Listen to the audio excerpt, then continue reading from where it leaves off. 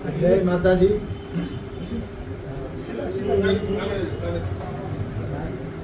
આજે રાજકોટ ખાતે સવારમાં 10 વાગે આશાપુરા માતાજીના મંદિરેથી ધર્મરથનું પ્રસ્થાન કરવામાં આવ્યું અને બહુ જ મોટી સંખ્યામાં ક્ષત્રિય સમાજ અને અન્ય સમાજના ભાઈ બહેનો ઉપસ્થિત રહ્યા અને એ ધર્મરથ વાંકાનેર તાલુકામાં ક્રમશઃ રાજકોટ જિલ્લામાં અને છેલ્લે રાજકોટ શહેરમાં ફરશે। આ ધર્મરથની પ્રક્રિયા ત્રણસિંહજીભાઈએ કીધું એમ બધા જ જિલ્લાઓમાં, આજે 4 જિલ્લાઓમાં તો ચાલુ થઈ ગઈ છે।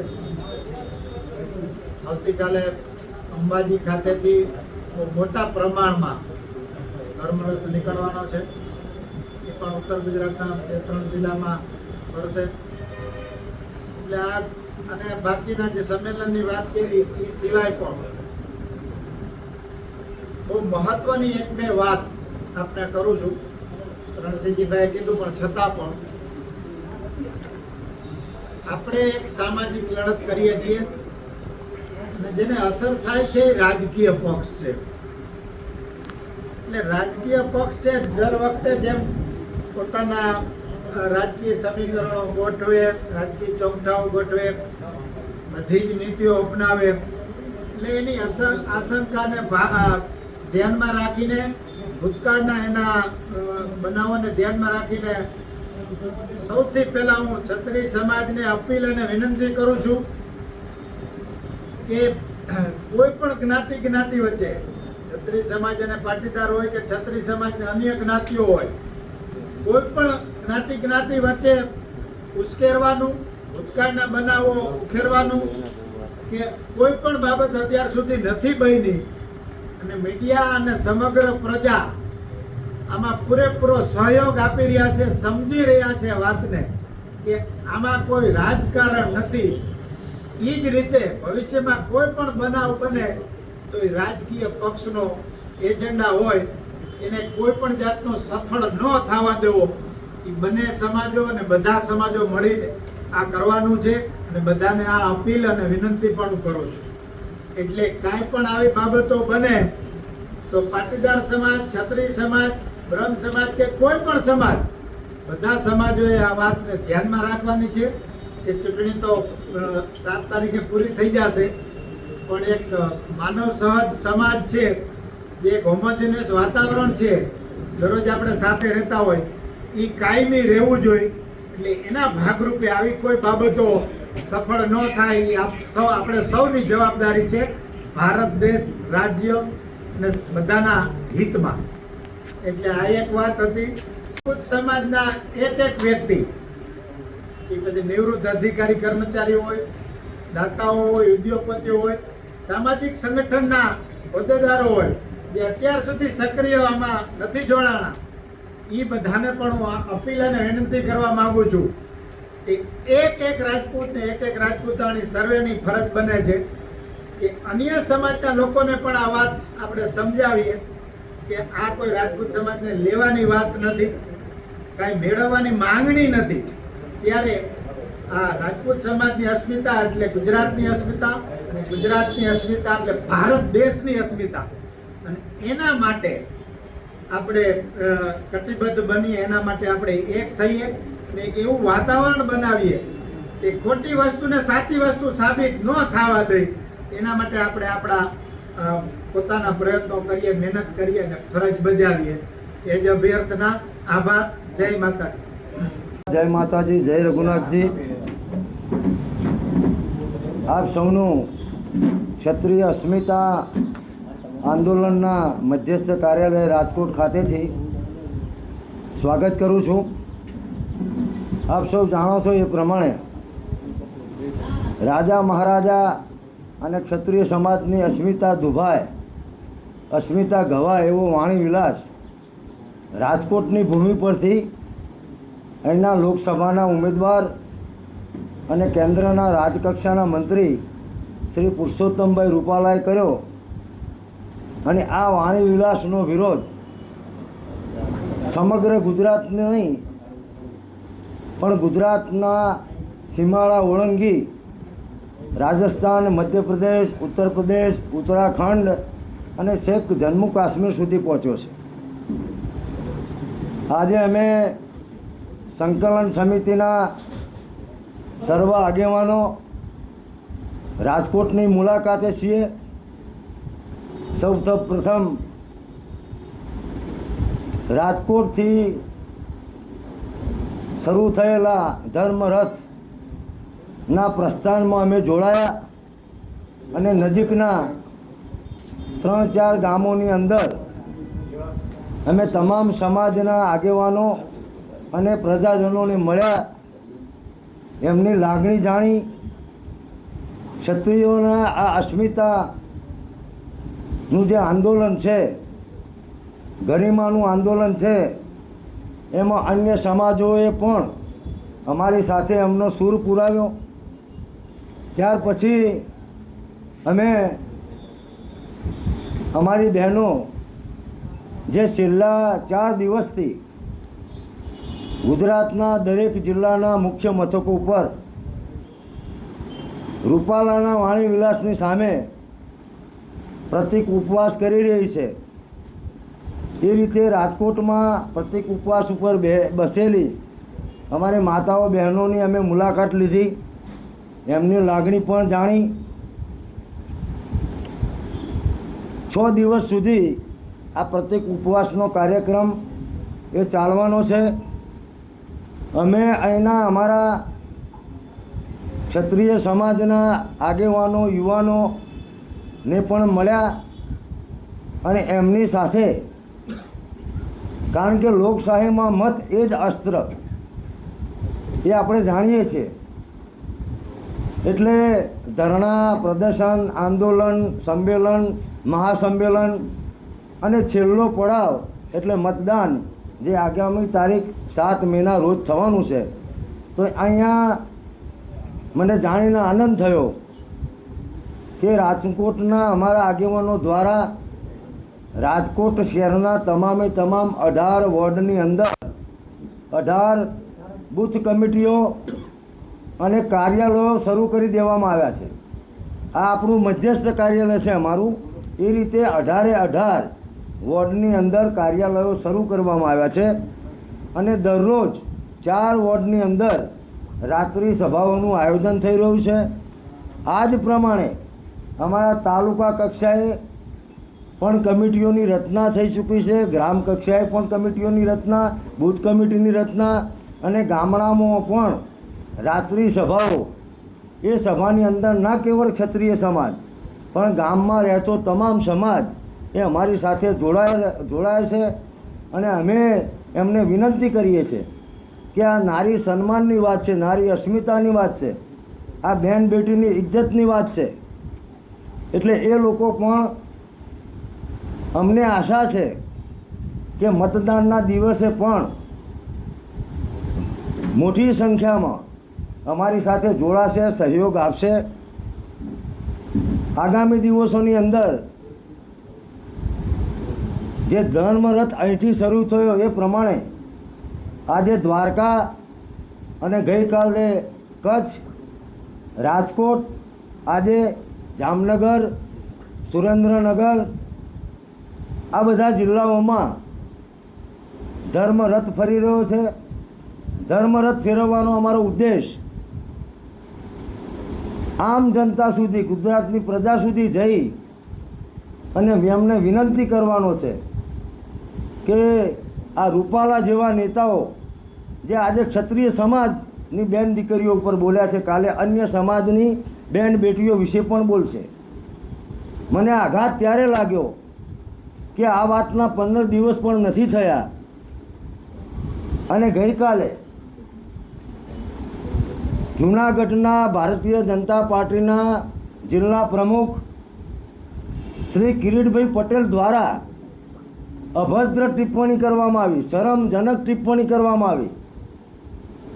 એમને કહ્યું કે પહેલાંના જમાનામાં રાજાઓ, મહારાજાઓ લૂલી, લંગડી, બેરી, બોબડી, આંધળી, રાણીની કુંખે જન્મ લેતા હતા અને હવે રાજાઓ મતપેટીમાંથી જન્મ લે છે.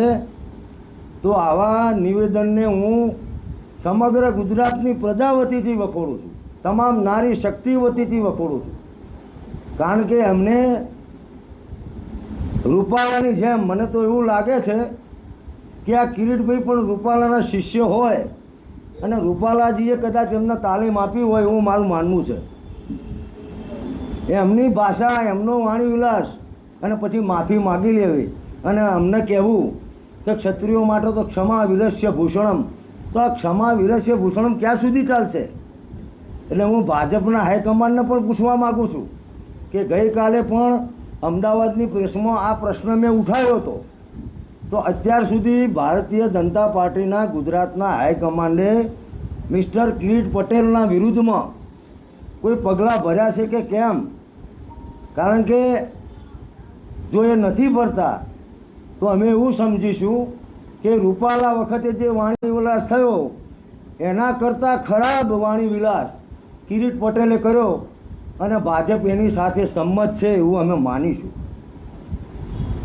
આગળ કહું તો હવે જેમ જેમ ચૂંટણીના દિવસો નજીક આવશે, અમે આજે લોકસંપર્ક કર્યો તો અમને એવી માહિતી મળી કે ભારતીય જનતા પાર્ટીના જવાબદાર હોદ્દેદારો દ્વારા ગામે ગામ ક્ષત્રિયોમાં, અન્ય વર્ગોમાં અંદર વિખવાદ ઊભો થાય એ પ્રકારના પ્રયત્નો શરૂ કરી દેવામાં આવ્યા છે. ગામમાં યુવાનોનો આક્રોશ છે, અમે એને શાંત કરવાનો પ્રયત્ન કરી રહ્યા છીએ, પણ એમાં એ આગ ચંપીનું કામ કરી રહ્યા છે, આગમાં ઘી ઉમવાનું કામ કરી રહ્યા છે. તો અમે મીડિયાના મિત્રોના માધ્યમથી આ ભારતીય જનતા પાર્ટીના હોદ્દેદારોને કહેવા માગીએ છીએ કે તમે શાંત પાણીમાં પથરો નાખવાનો કામ કરશો નહીં, પ્રયત્ન કરશો નહીં. તો આ અમારી મુખ્ય બાબતો છે. આગામી દિવસોની અંદર તારીખ 27/4/2024ના રોજ મહેસાણા જિલ્લામાં વિસનગર ખાતે એક મહાસંમેલનનું આયોજન થવા જઈ રહ્યું છે. એ જ પ્રમાણે 28/4/2024ને 5 વાગે સમગ્ર દક્ષિણ ગુજરાતનું મહાસંમેલન કે જેમાં 25,000 કરતાં વધુ ક્ષત્રિયો ભેગા થવાના છે તે બારડોલી ખાતે થવા જઈ રહ્યું છે. એ જ પ્રમાણે ગુજરાતના સ્થાપના દિવસે, કારણ કે ગુજરાતનો સ્થાપના દિવસ એટલે ગુજરાતની અસ્મિતાનો દિવસ, એને અમે અસ્મિતાના દિવસ તરીકે ઉજવવાના છીએ. તો 1 તારીખે આણંદ ખાતે સાંજે 5 કલાકે એક મહાસંમેલનનું આયોજન થઈ જવા રહ્યું છે અને 2 તારીખે જામનગર ખાતે 4 વાગે પણ એક મહાસંમેલન યોજવામાં જઈ રહ્યું છે. ધર્મરથ મહાસંમેલન, ગ્રામ્ય સભા, આ બધાના માધ્યમથી આ બધા લોકશાહીના ઓજારો છે. અમે અમારી વાત ગુજરાતની પ્રજા સુધી પહોંચાડીશું કે એક બાજુ અહંકાર અને એક બાજુ અસ્મિતા, આ લડાઈ છે. અને ગુજરાતની જનતાને અમે 2 હાથ જોડીને વિનંતી કરીએ છીએ આપના માધ્યમથી કે આ પ્રશ્ન ન કેવળ ક્ષત્રિય સમાજની નારીઓ માટેનો છે, બેન બેટીની ઇજ્જત માટે ક્ષત્રિય સમાજના 1 લાખથી વધારે પાળિયા કેવળ ગુજરાતમાં છે. મહારાણા પ્રતાપ એ ક્ષત્રિયો માટે નહોતા લડ્યા, અસ્મિતા માટે લડ્યા હતા, સાર્વભૌમત્વ માટે લડ્યા હતા, દેશની એકતા અને અખંડિતતા માટે લડ્યા હતા. પૃથ્વીરાજ ચૌહાણ ના કેવળ ક્ષત્રિયો માટે લડ્યા હતા, એ પણ આ રાષ્ટ્રના ઇતિહાસ માટે, આ રાષ્ટ્ર સર્વોત્તમ, નેશન ફર્સ્ટ, નાગરિક પછી પહેલો રાષ્ટ્રધર્મનું પાલન કરવાવાળા આવા હજારો રાજા મહારાજાઓના ઇતિહાસો આપણા ઇતિહાસમાં મોજૂદ છે. મા પદ્માવતીએ જે જોહર કર્યું હતું સતીત્વના રક્ષણ માટે, તો એ 16,000 સ્ત્રીઓમાં, રાણીઓમાં અન્ય સમાજની બેન બેટીઓ પણ હતી, જેનો ઇતિહાસ સાક્ષી છે. તો અમારું આ અસ્મિતા આંદોલન 24 તારીખથી શરૂ થયું છે અને પાર્ટ 2 અમારું ચાલી રહ્યું છે. અને આ ભાગ 2ની અંદર અમે સૌના સહયોગથી એવો પ્રયત્ન કરીએ કે ભારતીય જનતા પાર્ટીની વિરુદ્ધમાં અમે મતદાન કરીશું અને અન્ય પ્રજાનો સહયોગ પણ લઈશું.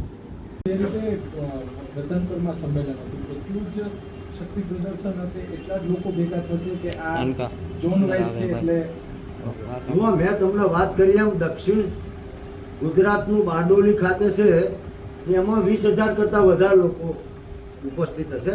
બાકી જિલ્લાના સંમેલનો છે, મેં આપને વાત કરી એમ. અને હવે મતદાનની તારીખ નજીક આવી છે એટલે 2 તારીખ પછી અમારું કોઈ સંમેલન નહીં હોય, જિલ્લાનું પણ નહીં હોય અને અન્યત્ર ઝોનનું પણ નહીં હોય. કેમ કે પછી અમે અમારો બધો ફોર્સ એ રાજકોટમાં ઉતારવાના છે.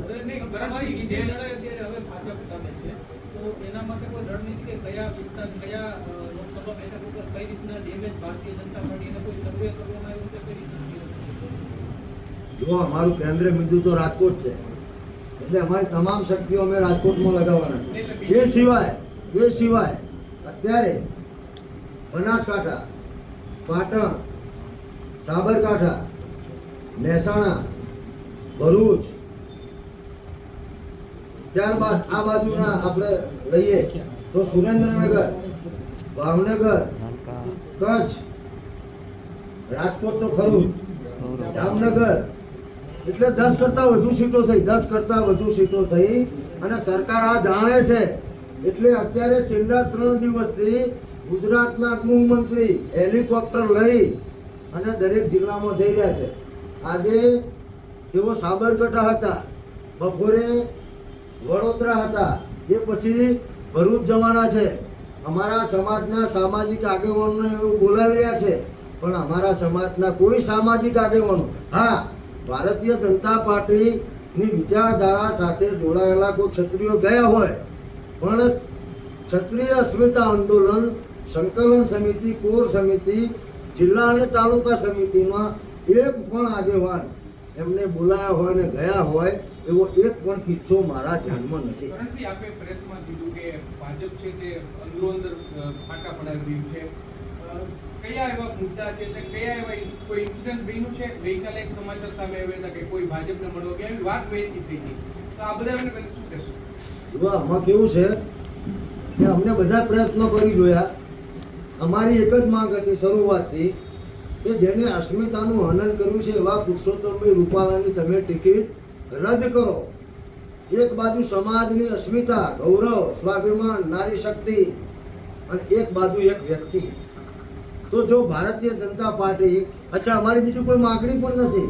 અમે એવું પણ નથી કહ્યું કે અમને ટિકિટ આપો, અમે એવું પણ નથી કહ્યું કે અમને મંત્રીમંડળમાં લઈ લો. અમારી કોઈ માગણી જ નથી. અને અમે તો ત્યાં સુધી કીધું કે રૂપાલાના પરિવારમાં પણ ટિકિટ આપો. તમે જેને બી ટિકિટ આપવી હોય ને આપો. અમારો વિરોધ કેવળ ને કેવળ રૂપાલા સામે નથી, કોઈ સમાજ સામે પણ નથી. તો ભાઈએ વાત કરી એ પ્રમાણે હવે એક પ્રોપેગેન્ડા ચાલુ થયો છે, ફેક ન્યૂઝ. ગઈકાલે એવા ફેક ન્યૂઝ ચાલ્યા કે કોર કમિટીને સંકલન સમિતિના સભ્યો કેસરીઓ કરવાના છે.